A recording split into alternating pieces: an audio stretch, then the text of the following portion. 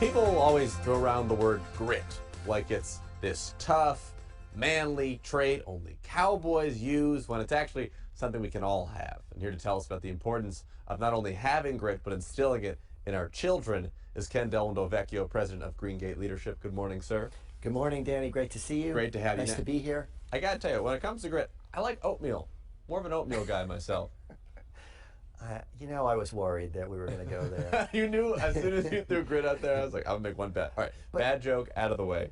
But I want to tell you, parents need to know that we are raising adults. We're raising our children to be adults, and adulthood has challenges. And I was recently talking to a colleague of mine, and she said that she had started running, but she stopped. And I asked, why did you stop? And she said, well, it was uncomfortable, kind of hurt. She didn't mean the hurt that comes from injuring herself. She meant the hurt that comes from exerting herself. And it was news to her when I said, well, exercise hurts. But if you push through it, You feel good about it. You feel good about it. It doesn't hurt ultimately because your body gets used to it. And that's an example, a very simple example. So when we're helping our kids to learn about the world, maybe they're going to start playing soccer, or maybe they want to learn a musical instrument. If they, after the first couple games or the first couple lessons, say, I don't want to do this, it's too hard, it's really useful to say, keep at it, keep at it.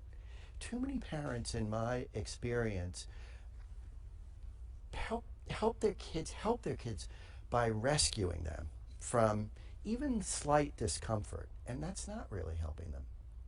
Now, there's a gray area here I want you to touch on, because you want your kid to be tough, independent, but you also want to help them when the time is right. So when is it your job to be a parent to step in, and when is it your job to be a parent and let them figure it out?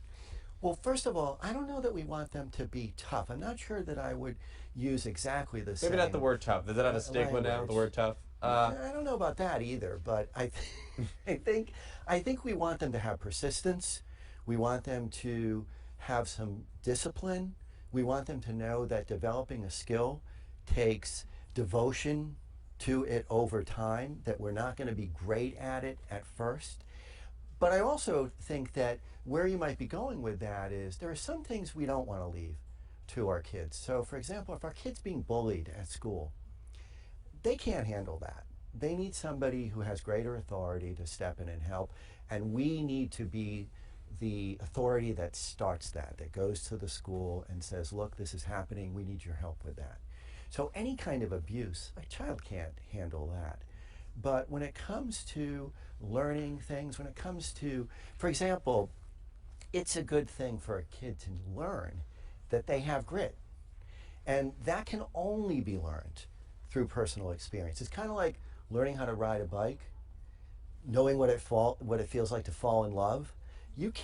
Somebody can't tell you about that and you get it. You have to live through it. You have to live through doing something that has some adversity to it and knowing that you followed through and you were able to succeed.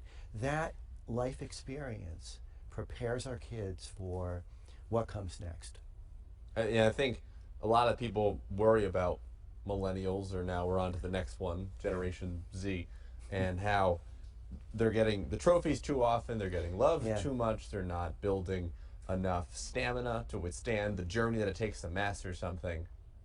And we're worried that they're not going to build this grit because they don't know what it takes to achieve something anymore. So I worked with a couple in therapy, and they told me, almost incidentally, they told me that they had rented an apartment in another town, quite a distance away, where their daughter was going to school, and they took turns being in that apartment because they wanted to make sure that she got her schoolwork done. She was in college. And my message to all parents is, don't let this happen to you. Don't let this happen to you. And when your child's growing up, it's a very good thing to give them compliments about qualities that you see demonstrated, to give them sincere compliments. I like how gentle you are when you talk to and when you touch your little brother.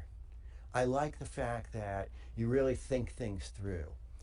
Those kinds of compliments, when they're sincere, are very helpful because they build self-esteem. As opposed to telling your kids what to do and then they're just like, no, mom, no, dad, I know what I'm doing, I'm Yeah, fine. yeah, telling them what to do, telling them, helping them do things that they can do and should do for themselves. So some parents, they help their kids with their homework, but if you or I were watching it, we'd say they're actually doing it for them. And you don't want to do that. You want your kid to learn how to take responsibility for the things that are rightly theirs when it comes to responsibility. Stand a little distance.